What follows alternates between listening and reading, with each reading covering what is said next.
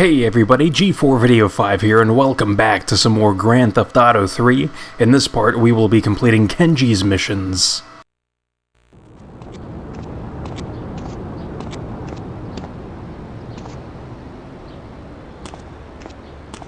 My sister speaks highly of you, though I'm yet to be convinced that a guy Jin can offer anything but disappointment. Perhaps you could help deal with a situation that has me at a disadvantage. Of course, failure has its own disgrace. A Yakuza Kanbu is in custody awaiting transfer for trial. He is a valued member of the family. Break him out of custody and get him to the dojo at Bedford Point. So right off the bat, I think that there is a strong contrast between the way that Iizuka conducts business and the way that Kenji conducts business. As with Iizuka, things seem a bit more laid back and calm, which is not necessarily a bad thing. You know, Iizuka seems like a very competent person. It's just that things are a bit more soothing when we're interacting with her compared to with Kenji, where things are a bit more on edge because he's very straightforward and to the point, and he's very open about his emotions towards Claude, as he views Claude as a gaijin or an outsider.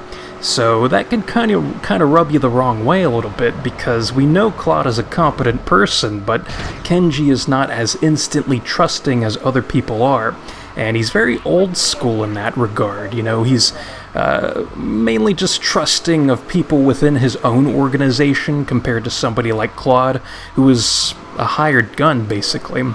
And it's our job, I guess, over this mission strand to kind of prove our worth to Kenji, to show him that, you know, we are as capable as anybody else out there. So it's interesting to kind of view and dissect that dynamic as best we can, because, you know, Claude really doesn't contribute a whole lot to that, as he's a silent protagonist, so we're just kind of going off of what Kenji's talking about. But either way, though, this mission is our way of proving ourselves to Kenji. And Iizuka kind of had a similar situation. She just wasn't as open about these negative feelings towards Claude, in that she had us assassinate Salvatore Leone to prove that we were no longer tied to the Mafia. But here, what we're doing, as our way of proving ourselves, is stealing a police vehicle, which I actually stole from this police station, as it's right down the street from Kenji's casino. And we got this police vehicle fitted with a bomb from 8 Ball's bomb shop, so we can take it on over to this back area to explode this wall.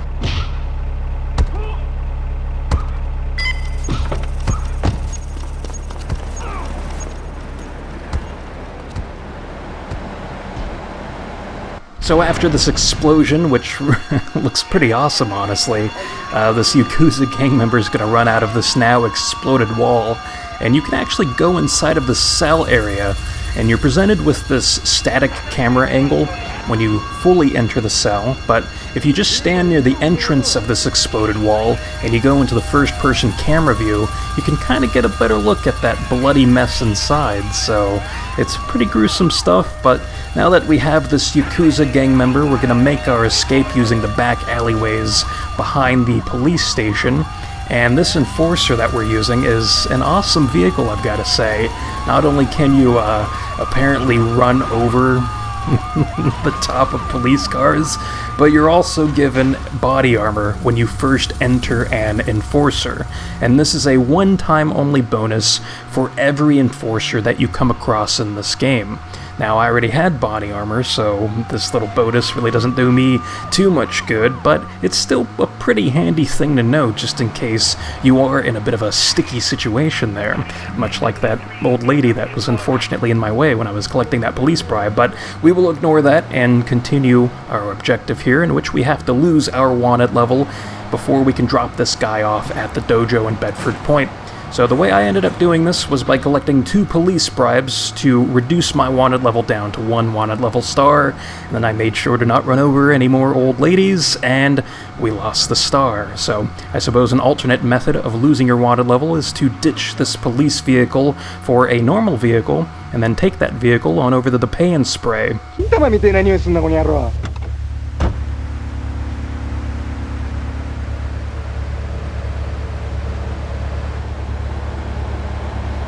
That right there was an example of a man in possession of some weapons-grade retard. Let me tell you.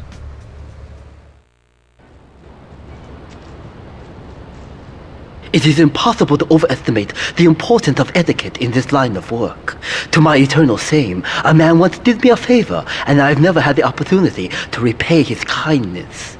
The man's weakness is motor cars, and he has requested that we acquire him certain models for his collection. Needless to say, we must give him the cars as a gift to repay the debt that I owe him. You must obtain the cars on this list and deliver them to a garage behind the car park in Newport. My honor demands it.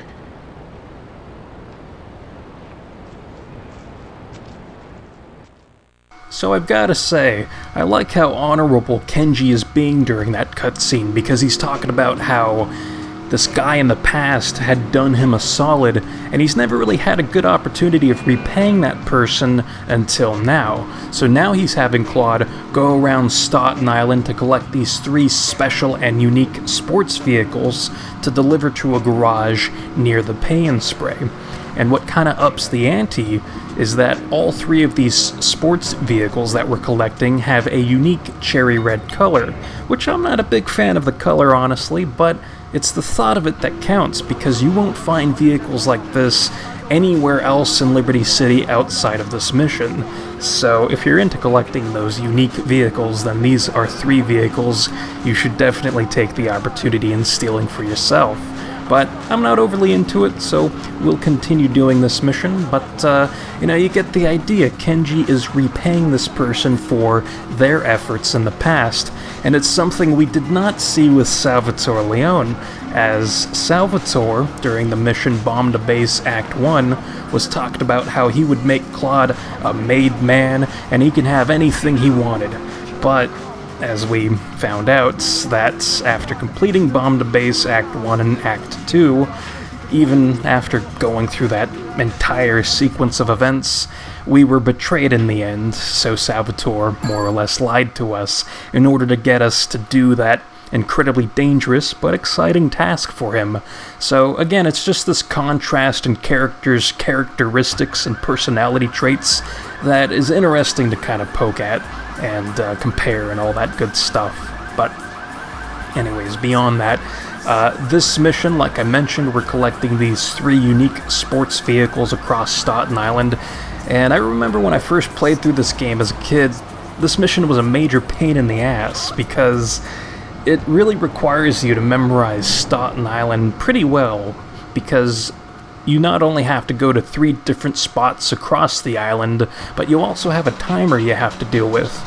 And the unfortunate thing is that when you pull up the start menu, there is no section of the menu dedicated to a map screen, as you would see in basically every other Grand Theft Auto game that came out after this, as this is the PlayStation 2 version of Grand Theft Auto 3, so unfortunately there's no map. There is this map in the manual, I guess, that you can use, but it's not overly helpful because it's like this 3D rendering and it's hard to see past certain buildings, and I mean, you wouldn't really know where these points are located anyways on the mini-map in, I guess, relation to this rendered map in the manual, so I don't know, it's just, it's a mess, and it definitely took me a little while before I was able to pass this mission back then. And, the point is that I can understand if people have frustrations towards this mission, because it is a bit of a pain if you're not familiar with Staunton Island's layout, but these days I can appreciate what we have to do. And beyond just collecting these vehicles, we need to make sure that they are in pristine condition, and that's not too big of a deal because the Pay and Spray is right next to the garage, but it is enough of a deal because I remember one time when I was doing this as a kid, I got the Cheetah, it was my last vehicle, and I had 20 seconds left on the timer, so I was hauling ass back to that garage, and I remember I dinged the vehicle when I was turning into the alleyway that leads to the garage, so I had to get the vehicle repaired. And even though it takes 5 seconds, I still failed the mission because I had to get the vehicle repaired. So I have failed this mission due to that in the past, so that'll always haunt me anytime I think of doing this mission. So there's a little story for you there, but after completing this mission, I will be stealing a Yardie Lobo, and the reason why is because we are going to need one of those during the next mission, and I would rather steal a Yardie Lobo now and put it in my garage and save my game just in case I fail the next mission and want to reload my save, so then I just instantly have a Yardie Lobo and I don't have to re-steal one. Now, I will say that I think that the Yardie Lobo is a pretty cool vehicle, and the reason is because of its hydraulic system, and that instead of a horn, the button for the horn allows the Yardie Lobo to raise or lower itself, and this thing can also rock itself forward, back, and side to side using the right stick. When trouble looms, the fool turns his back, while the wise man faces it down. The Colombian Cartel have ignored repeated requests to leave our interests in liberty well alone. Now they are negotiating terms with the Jamaicans in order to humiliate us further. They are finalizing a deal across town. Take one of my men, steal a Yardie car, and go pay your respects to the Colombians. Our honor demands that you leave no one alive! Oh man, that is a fantastic line by Kenji at the beginning of the cutscene, where he says, "When trouble looms, the fool turns his back while the wise man faces it down," and that plays right into this great sense of honor that Kenji has, and that he conveys during his mission's cutscenes, and it's definitely a positive that you can pull from his character, as I would imagine that most people in the face of adversity would like to carry and conduct themselves in a positive and strong fashion, and would like to remain true to themselves even when the going gets tough. And maybe we're going a bit off the deep end here, but it's definitely a phrase to live by, and it's pretty cool stuff. You know, you really don't see that too often in the Grand Theft Auto series. You know, every once in a while in each game you do, but I think it's a pretty good moment when those types of lines come up in these games. But anyways, what we're doing in this mission is posing as a Yardie gang member along with this Yakuza gang member that we're picking up near Liberty Campus / Fort Staunton to arrive at what is supposed to be a meeting between the Colombian Cartel and the Yardies. Now, I ended up stealing my Yardie Lobo before this mission began, but you can do it during the mission if you choose to. There's no big deal with that whatsoever. It's a personal preference type of thing, but, you know, we're going to try to disrupt this meeting going on here as best we can, as we would not like an alliance to form between the Colombian Cartel and the Yardies, as that would not be in the best interest of the Yakuza. Which, by the way, that Yakuza gang member that's with us just headshotted that guy on the far right. And it's not too often you see the AI act in a competent way, so it is kind of exciting seeing this guy actually do something, because I feel like he more or less shoots his gun, but then nothing really happens. It's like I end up doing all the work anyways, which I guess I still kind of did, but that was one less Colombian Cartel gang member I had to perform a drive-by on, so, you know, I'm going to take that as a win for this guy. But as you can see, after killing those Colombian Cartel gang members, you have to steal a briefcase that, I guess, was supposed to be exchanged between the Colombian Cartel and the Yardies, and then you have to destroy their gang vehicles, so I just use a shotgun for that. And from there, we can take it on over to Kenji's casino. So it's not too bad of a mission. I'd say the most difficult part of it is stealing a Yardie Lobo, since performing a drive-by is fairly overpowered, because when you perform a drive-by... God, I love that animation that just happened there when that lady got flung to the side, but when you perform a drive-by in this game, the bullets kind of auto-lock to the nearest person standing by your car as you're performing a drive-by, so if you get these homing bullets basically to kill your enemies with, I mean, it makes the situation kind of nice. But speaking of nice, this is not nice here, in that there's no apostrophe in Kenji's name. It just says Kenjis. So, I'm not a fan of this business going on here. You know, what the H, man? Where's the apostrophe at?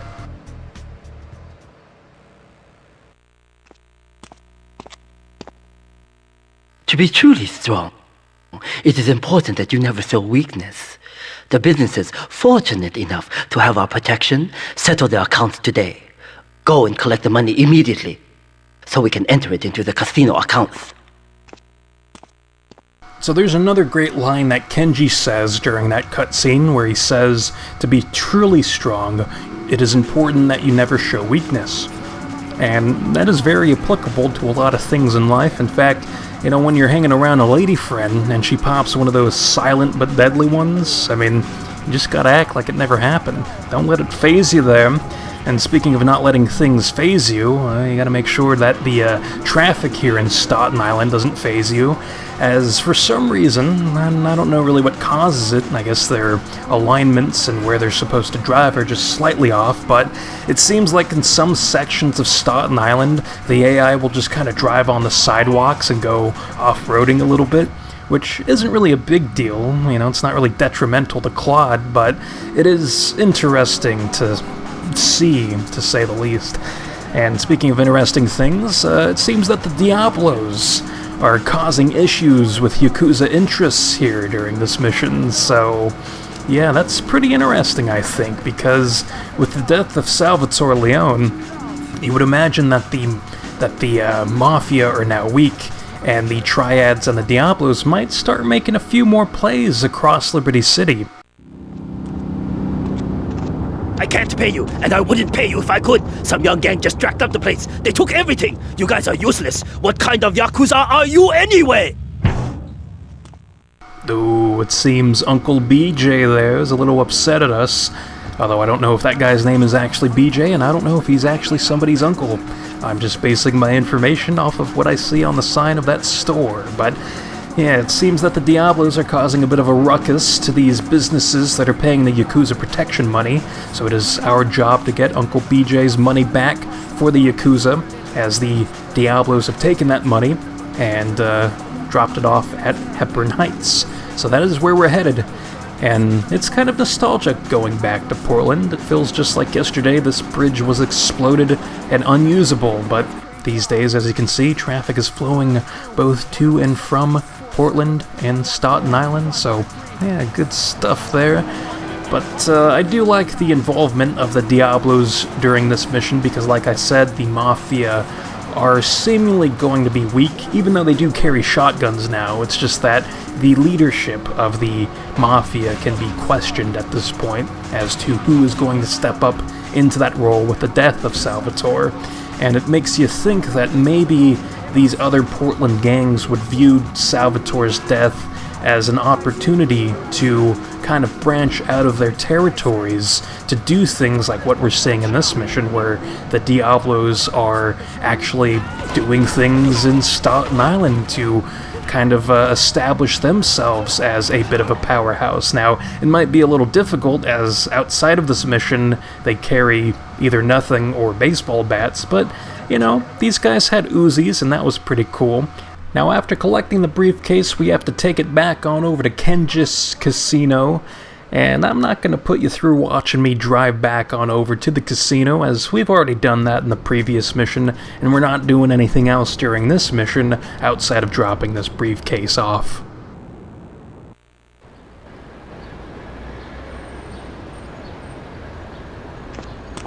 You. How fitting you should choose this moment to show your worthless face. It would appear your attempts to dissuade the Jamaicans from becoming bedfellows with the cartel were wholly inadequate. Yardie Pushers line Liberty streets selling packets of spank like they were selling hot dogs. Those cartel pigs are laughing at us, at me. I will give you one last chance to prove my sister's faith in you to be well-founded. Run these scumbags into the ground and wash your shame in rivers of our enemies' blood! You know, the Colombian Cartel might be laughing at Kenji, but I'm laughing at Claude's body language during that cutscene. I mean, after Claude tries bowing to Kenji, it kind of looks like his back breaks or something. Like, he gets pushed back by the force of Kenji's aggressiveness, and, you know, it's just a funny sight to see going on there. But speaking of things going on, what we're doing during this mission is killing as many of these Yardie spank dealers as we possibly can. And it seems that our efforts during the mission Deal Steal failed, as the Colombian Cartel and Yardies are in some kind of alliance.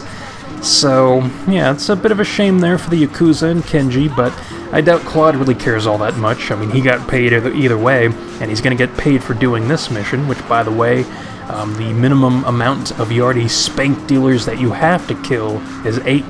And for every bonus Yardie spank dealer that you kill, you get an extra $1,000. So again, money's just flowing right in for Claude. I doubt he cares too much about the repercussions or ineffectualness of what he's doing. As long as he's making that paycheck, that's all that matters to him there. But anyways, I do like this mission.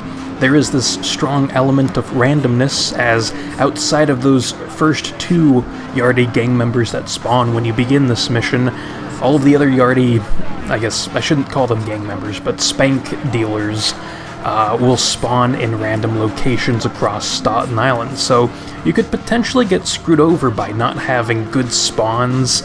Like, they could spawn in a way that would make you drive from end to end of Staunton Island, making you waste a lot of time. And although there is no timer on screen, sorry, another older lady just getting run down by Claude here. But even though there is no timer, these spank dealers will not be walking the streets all day.